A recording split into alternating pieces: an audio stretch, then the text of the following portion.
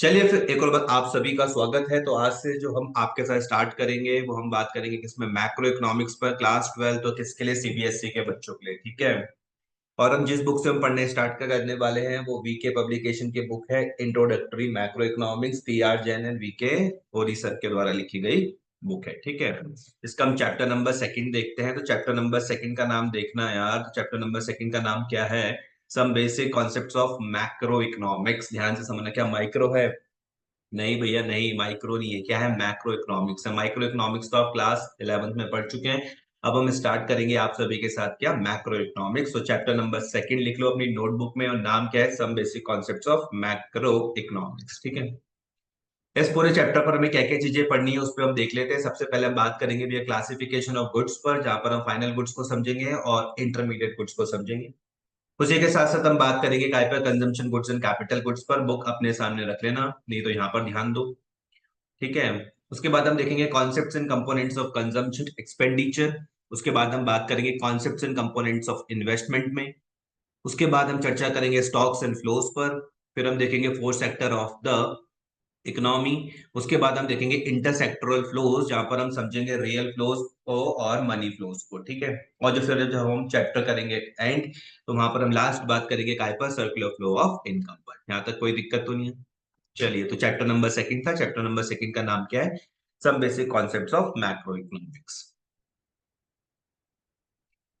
आ जाते हैं। सबसे पहले हम लोग क्या करेंगे, इस चैप्टर के स्टार्टिंग पर जो हम सबसे पहले जो बात हम करने वाले हैं वो है भी क्लासिफिकेशन ऑफ गुड्स से। किससे हम बात करेंगे? हम बात करेंगे आपके साथ क्लासिफिकेशन ऑफ गुड्स से। एक बार बुक में देखते हैं कि बुक में लिखा क्या गया है, उसके बाद चर्चा को आगे धीरे धीरे करके हम बढ़ाते हैं।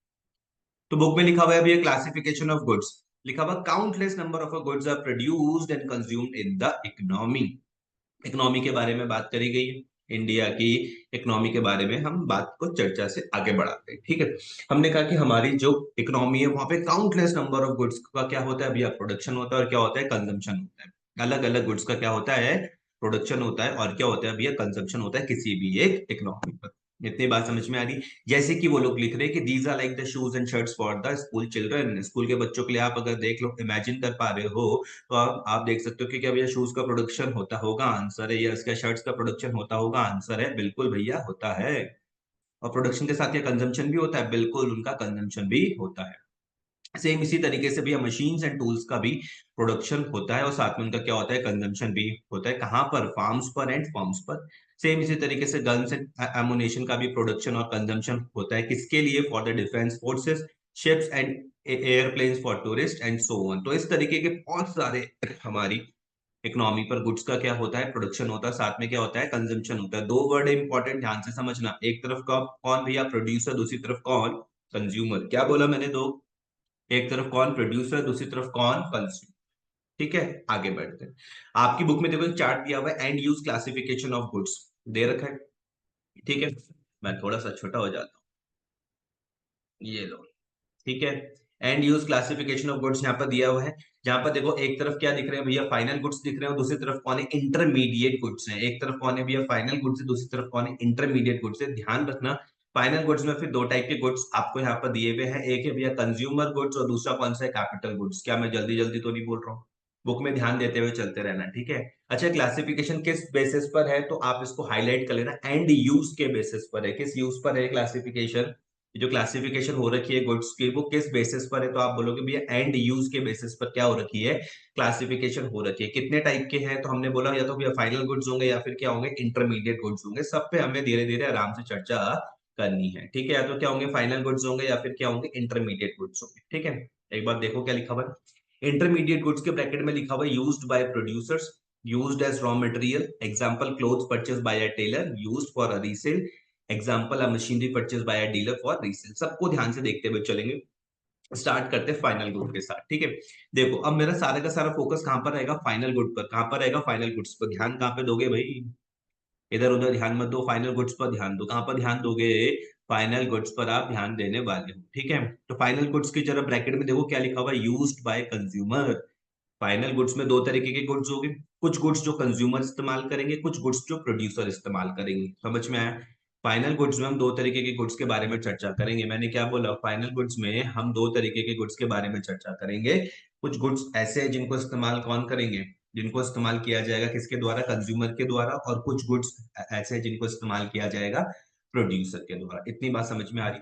अच्छा देखो अब यहाँ पर देखना कि आपको ये पिक्चर दिख रही है, पीछे आपको सब्जियों की पिक्चर दिख रही होगी। ऊपर देखो मैंने क्या लिखा हुआ है, मैंने लिखा हुआ है कंज्यूमर गुड्स लिखा हुआ है। ये जो आपको पीछे जितनी भी वेजिटेबल्स आपको दिख रही हैं, ठीक है, ये क्या है भैया, कंज्यूमर गुड्स है। आपने कहा ये क्या है, कंज्यूमर गुड्स। मैं आपसे पूछूंगा क्या है, फाइनल गुड्स हैं, तो आप बोलोगे हाँ जी भैया ये फाइनल गुड्स हैं। मैं बोलूंगा इस्तेमाल किसके द्वारा करा जाता है, तो आप बोलोगे भैया कंज्यूमर के द्वारा इन्हें इस्तेमाल किया जाता है। समझ में आई? यहाँ तक कोई दिक्कत तो नहीं है? ठीक है, आगे बढ़ते हैं।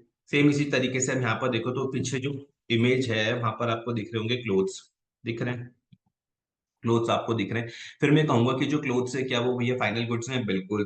क्लोथ्स क्या है, क्या वो फाइनल गुड्स हैं? बिल्कुल। क्या इसका इस्तेमाल कंज्यूमर के द्वारा किया जाएगा? आंसर है हाँ जी भैया, इनका इस्तेमाल कंज्यूमर के द्वारा किया जाएगा। और हम क्यों करते हैं, हम अपनी वांट्स को सेटिस्फाई करने के लिए इनका क्या करते हैं, हम कंजम्पशन। पिक्चर क्लियर हो रही है दिमाग में? आ जाओ फिर बुक में आ जाओ वापस। आपकी बुक में देखो क्या लिखा हुआ है, यहाँ पर ध्यान देना। And use classification of goods पे, उसके बाद फाइनल गुड्स, उसके बाद कंज्यूमर गुड्स पर आ जाओ। तो कंज्यूमर गुड्स के ब्रैकेट में क्या लिखा हुआ है, यूज्ड बाय कंज्यूमर्स लिखा हुआ, और नीचे देखो क्या लिखा हुआ है, used for direct satisfaction of wants, example a shirt purchase for personal use. मैं मार्केट गया और मैंने वहां से क्या करी, एक शर्ट को परचेज करी। उस शर्ट को परचेस करने के बाद मैंने क्या करा, उसको अपने पर्सनल यूज के लिए परचेस करी। इतनी बात समझ में आ रही? तो वहां पर एक वर्ड आ रहा है डायरेक्ट सेटिस्फेक्शन ऑफ वांट्स, की जब मेरी इच्छा थी, मेरी क्या थी, इच्छा थी कि मैं मार्केट जाऊं और एक नई शर्ट खरीद के लेकर आऊं और उसको इस्तेमाल करूं। तो जब मैंने काम करा तो मैंने कहा जो शर्ट है वो मेरे लिए कौन हो जाएगी, कंज्यूमर गुड्स हो जाएगी। शर्ट क्या हो जाएगी, कंज्यूमर गुड्स हो जाएगी, और मैं कौन हो जाऊंगा, कंज्यूमर हो जाऊंगा। सिंपल है, कोई दिक्कत तो नहीं है इतने में? ठीक है। दूसरे में देखो क्या लिखा हुआ है, कैपिटल गुड्स, और ब्रैकेट में क्या लिखा हुआ है, used by producer. Capital goods used by producer. अब ध्यान से इस चीज को समझो, नीचे लिखा हुआ है use for the further production of goods and services. Producer क्या करता है, कैपिटल गुड्स को परचेज करता है। हमने कहा भाई तू कैपिटल गुड्स को क्यों परचेज कर रहा है, हे प्रोड्यूसर तू कैपिटल गुड्स को क्यों परचेज कर रहा है? तो वो प्रोड्यूसर क्या क्या कहता है कि मैंने कैपिटल गुड्स को परचेज इसलिए करा है क्योंकि मुझे और गुड्स एंड सर्विसेज का क्या करना है, प्रोडक्शन करना है। और गुड्स एंड सर्विसेज का क्या करना है, प्रोडक्शन करना है। जैसे आपकी बुक में क्या दिया हुआ है कि जैसे स्विंग मशीन है, स्विंग मशीन कपड़े सिलने की जो मशीन होती है, वो परचेज करी किसने करी, टेलर ने परचेज करी। किसने करी, टेलर ने परचेज करी। तो क्या कहलाएगा, वो कैपिटल गुड्स कहलाएगा। क्या कहलाएगा, वो कैपिटल गुड्स कहलाएगा। इतनी बात समझ में आ रही है? अच्छा यहाँ पे देखो मैंने कुछ पिक्चर भी इसमें डाली है, उसको आप यहाँ पे देखो। ये देखो ये, तो आपको यहाँ पर एक फैक्ट्री टाइप की दिख रही होगी, यहाँ पर आपको मशीन दिख रही है। तो मशीन क्या है भैया, ये कैपिटल गुड्स है। मशीन क्या है, ये आपके पास कैपिटल गुड्स है। मशीन दिख रही है पीछे, ये क्या है, आपके पास कैपिटल गुड्स है। मैं आपसे पूछूंगा कि क्या कैपिटल गुड्स फाइनल गुड्स होते हैं, तो आप बोलोगे हाँ जी भैया बिल्कुल, कैपिटल गुड्स क्या होते हैं, फाइनल गुड्स होते हैं। मैंने कहा इनका इस्तेमाल कौन करता है, आप बोलोगे इनका इस्तेमाल किया जाता है प्रोड्यूसर्स के द्वारा। क्लियर हो गई बात? यहाँ तक कोई दिक्कत तो नहीं है? आ रही है बात समझ में? क्यों कर रहे हैं वो इसका उपयोग, क्योंकि और गुड्स एंड सर्विसेज का क्या करना है, प्रोडक्शन करना है। आ रही बात समझ में? कोई डाउट तो नहीं आ रहा इतने में? ठीक है। एक और पिक्चर देखो अब यहाँ पर, ये देखो आपको एक कार बनाने की फैक्ट्री पर मैं लेकर गया। यहाँ पर आपको मशीन्स दिख रही है येलो कलर की, ये सारी की सारी मशीन्स का क्या काम है कि कार बनानी है। ये फैक्ट्री है, यहाँ पर कार का क्या हो रहा है भैया, प्रोडक्शन हो रहा है। और जो आपको येलो कलर्स की जितनी भी मशीन्स दिख रही है, सबके सब क्या कहलाएंगे, कैपिटल गुड्स कहलाएंगे। और ये क्या हो, क्या ये फाइनल गुड्स होते हैं? आंसर है बिल्कुल ये फाइनल गुड्स होते हैं। और इनको इस्तेमाल कौन कर रहा है, क्या आप और मैं इनको इस्तेमाल कर रहे हैं? नहीं भैया नहीं, इनको इस्तेमाल कौन करता है, प्रोड्यूसर करता है। आ रही बात समझ में? अब आ जाओ देखो बुक में वापस, बुक पर आ जाओ वापस, अपनी बुक में देखना। आप देखो यहाँ पर क्या लिखा हुआ है, अपनी बुक में देखो कैपिटल गुड्स में क्या लिखा हुआ दिख रहा है। फाइनल गुड्स में दो तरीके के गुड्स थे, कंज्यूमर गुड्स और कैपिटल गुड्स। कैपिटल गुड्स में लिखा हुआ used by producers, used for further production of goods and services. Example, example sewing machine, example sewing machine, example, example क्या था यहाँ पे, sewing machine purchase by tailor. किसने purchase करी है भैया, टेलर के द्वारा क्या करी गई, परचेज करी गई। इतनी बात समझ में आ गई? एग्जाम्पल मैंने आपको अभी कार की फैक्ट्री पर भी लेके दिखाया था। ठीक है, आगे चलते हैं। मैं थोड़ा सा इधर आ जाता हूँ इस साइड पे, ये लो। अब यहाँ पर आप देखो, यहाँ पर तुमको क्या दिख रहा है, यहाँ पर दिख रहा है इंटरमीडिएट गुड्स दिख रहा है, इंटरमीडिएट गुड्स। इसको भी देखो, इंटरमीडिएट गुड्स को कौन इस्तेमाल करता है भैया, प्रोड्यूसर के द्वारा इस्तेमाल होता है। कौन करता है इस्तेमाल, प्रोड्यूसर के द्वारा इस्तेमाल होता है। आप ही की बुक में लिखा हुआ है, दो चीजों को हाईलाइट कर लेना फटाफट से। इंटरमीडिएट गुड्स का इस्तेमाल कौन करता है भैया, प्रोड्यूसर के द्वारा होता है। या तो वो रॉ मटेरियल के तौर पर करेगा, या फिर वो रीसेल के लिए करेगा। दो चीजें, या तो रॉ मटेरियल या फिर क्या है, रीसेल है। इतनी बात समझ में आ रही है? तो रॉ मटेरियल के तौर पर क्या लिखा हुआ है कि example clothes purchase by a tailor. Tailor ने क्या करा, क्लोथ्स पर परचेज करे, काय के लिए करे, कि भैया वो क्या करेगा, क्लोथ्स पर परचेज करेगा रॉ मटेरियल के तौर पर, और उसके बाद वो उसको क्या कर देगा, रीसेल कर देगा। उससे वो क्या करेगा, फिनिश गुड्स बनाएगा, उसको क्या कर देगा, बेच देगा आगे। और या तो काय के लिए हो सकता है, रीसेल के लिए हो सकता है कि कोई मशीनरी परचेज तो करी डीलर ने, लेकिन काय के लिए, इस्तेमाल करने के लिए नहीं, उसको आगे बेचने के लिए। अभी समझाओ इस चीज को, ठीक है। यहाँ पर आ जाओ फिर इन चीज पर। ये लो, इस पिक्चर पर देखो, ये पीछे आपको गुड्स वगैरह दिख रहे हैं। मैं आपको क्या क्या कह रहा हूँ कि इन गुड्स के इस्तेमाल से क्या बनेंगे, वो बनेगा, क्या बोलते हैं, फर्नीचर बनेगा। इतनी बात समझ में आ रही है। ऊपर देखो मैंने क्या लिखा हुआ कि भैया इंटरमीडिएट गुड्स है। कौन से गुड्स है, इंटरमीडिएट गुड्स है, ठीक है। रॉ मटेरियल है, इनको इस्तेमाल कौन करेगा, प्रोड्यूसर करेगा। इनका इस्तेमाल क्या करके वो क्या बनाएगा, फिनिश गुड्स बनाएगा, जैसे कि फर्नीचर वगैरह। आई बात समझ में। ये एक चीज बताई मैंने, रॉ मटेरियल समझ में आया कि या तो इंटरमीडिएट गुड्स रॉ मटेरियल के तौर पर इस्तेमाल किया जा सकता है। कोई दिक्कत तो नहीं है इतने में, आ रही है बात समझ में, पक्का। एक और चीज, तो एक और देखो फिर यहाँ पर, इसके बाद आप देखो ये आपको पीछे देखो कार शोरूम दिख रहा है। मैं थोड़ा साइड हो जाता हूँ। ये देखो पीछे आपको कार शोरूम दिख रहा है। अभी कार काहे के लिए, कार का कहाँ पर दिख रही है, क्या आपके घर में कार, नहीं भैया नहीं, ये गाड़ियां कहाँ पर है, कार के शोरूम पर है। तो प्रोड्यूसर के लिए ये क्या हो जाएगा, इंटरमीडिएट गुड्स हो जाएगा। जो इस शोरूम का जो मालिक होगा उसके लिए क्या हो जाएंगे, इंटरमीडिएट गुड्स हो जाएंगे। हम उनसे बात करके देखेंगे तो वो बोलेंगे मैंने कार खरीदी तो है, लेकिन काहे के लिए, बेचने के लिए। समझ में आ रहा। तो इंटरमीडिएट गुड्स काय काय के लिए रहेंगे, या तो रीसेल के लिए रहेंगे, और भैया या फिर मैंने क्या बताया इससे पहले, रॉ मटेरियल। याद रहेगा, रॉ मटेरियल या फिर रीसेल, कोई दिक्कत तो नहीं है। और इन दोनों का इस्तेमाल कौन करता है, प्रोड्यूसर्स के द्वारा इस्तेमाल होता है, कंज्यूमर के द्वारा इस्तेमाल नहीं होता, ठीक है। अब ये देखो आपकी बुक में क्या यही लिखा हुआ था। मैं थोड़ा फिर से साइड हो जाता हूँ, 1 मिनट, इधर आ जाता हूँ, थोड़ा सा छोटा हो जाता हूँ, ये।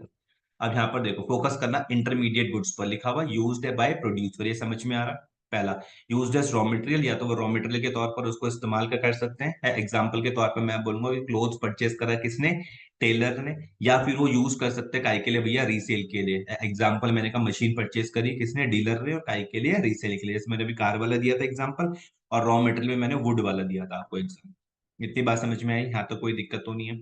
चलिए आगे देखते हैं क्या है, और आगे देखते हैं और क्या चीज है। तो यहाँ पर हम देख लेते हैं, यहाँ पे नोट देखो क्या लिखे हुए। पहला, नोट नंबर 1 में लिखा हुआ है कि and users of goods can be producers हो सकते हैं, या फिर कौन हो सकते हैं, कंज्यूमर हो सकते हैं। अभी तक की चर्चा पे हमको ये वाली बात तो समझ में आ गई।